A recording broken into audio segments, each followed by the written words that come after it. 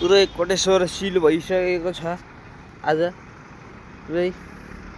हेर्नुहोस् पुरै जहाँ पनि बाहिर निक्लिने दिन देखाएन अलिअलि त्यो कागज पत्रहरू त्यो मेडिकलको हस्पिटलहरूको मात्रै भएर मात्रै दिएको हो यी हेर्नुहोस् पुरै खाली हो हैन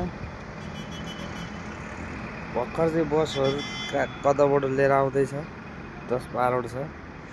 हेर्नु भ्यान पनि हिँडिरहेको छ पुलिस भ्यान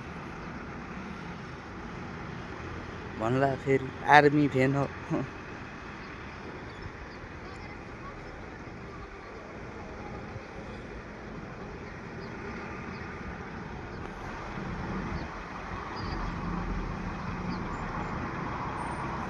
यस्तो छ हेर्नु नेपालको हालत भन्नु भने चुनावको दिन हो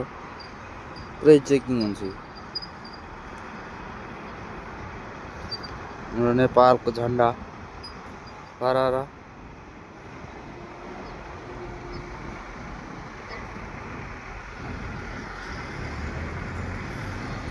एकदम चेकिङ भइरहेछ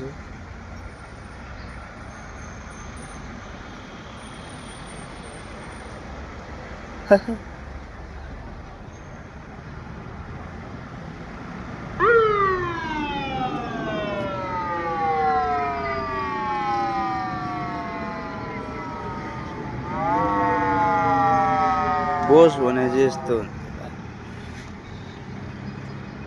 ठक्क हरन बजाइसकेपछि हिरो यही हो बाटोको